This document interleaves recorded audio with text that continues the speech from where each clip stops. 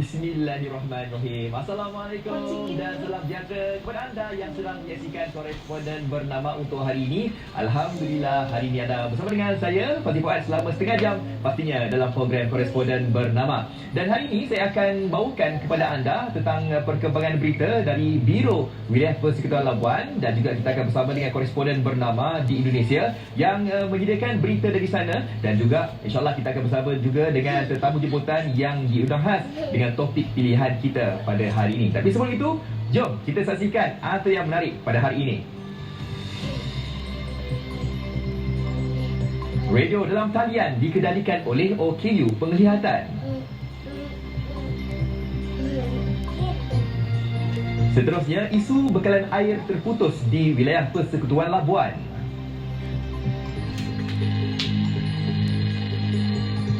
Dan kita juga ingin melihat ibadah korban di Indonesia yang bakal menjelma akhir Julai nanti.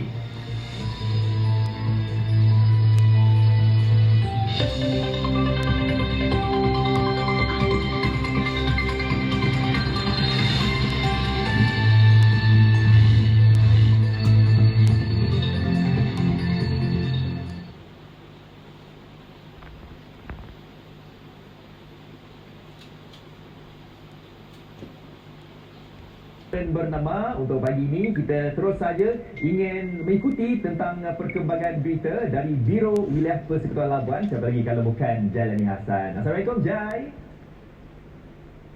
Jai Fazli. Ya, baik. Jai, sihat ke Jai kat sana? Sihat, Alhamdulillah Fazli. Alhamdulillah. Baik Jai, dengan ceritanya ada 3 laporan ya yang Jai ingin kongsikan. Dan berita yang pertama tentang ni, isu tak ada air ni dekat Labuan, dengan ceritanya menjejaskan hampir 85% warga Labuan ni yang terputus bekalan air kat sana.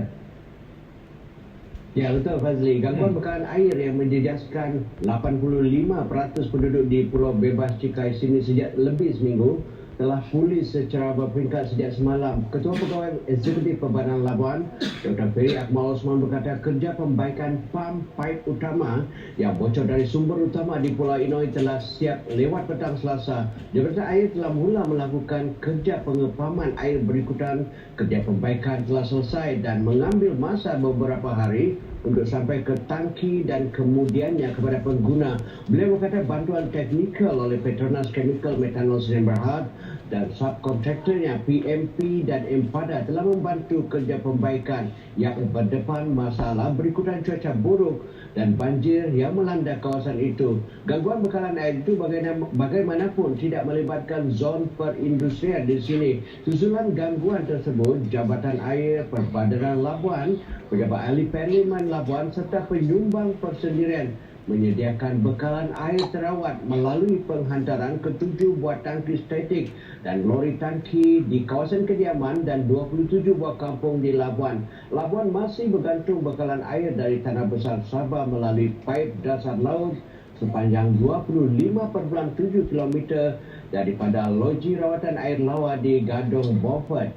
Fazli.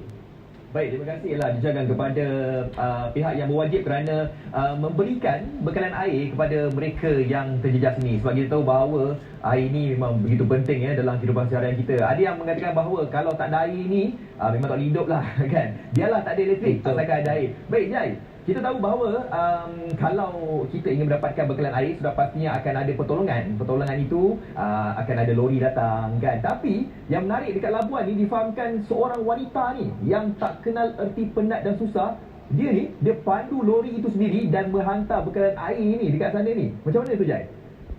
Betul Taufik. Betul Fazli. Dikala 85% penduduk Labuan berhadapan krisis bekalan air sejak Selasa minggu lepas, iaitu lebih seminggu, ada juga warga tempatan yang prihatin dengan kesukaran yang dihadapi sebilangan masyarakat dalam memperoleh bekalan air bersih. Seorang wanita telah berkeluarga tidak memikirkan keletihan, kesusahan maupun halangan memandu sebuah lori dengan muatan berat tangki air untuk disumbangkan kepada sebilangan masyarakat yang sukar mendapat bekalan air bersih untuk keperluan harian, memasak, mencuci dan keperluan diri.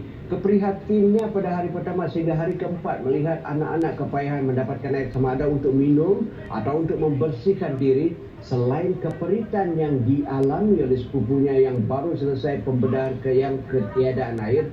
telah mendorong PNC Nur Afiza untuk berbakti kepada masyarakat dengan menyumbang air bersih khususnya kepada ibu-ibu mengandung, warga tua dan keluarga yang mempunyai ramai anak.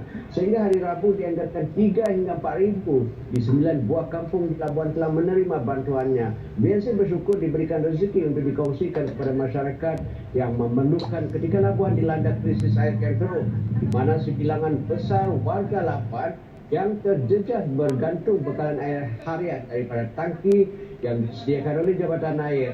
BNC berkata dia akan merasa gembira bila melihat orang lain menerima bantuan ikhlasnya dan akan merasa sedih apabila yang tidak berkesempatan mendapat bekalan air disebabkan kehabisan air di tangki lorinya. BNC juga pernah berhadapan halangan ketika mengantar sumbangan air di mana lorinya terkandas di jalan berlumpur dan terpaksa meninggalkan lori semalaman untuk ditarik keluar keesokan harinya. Fazli.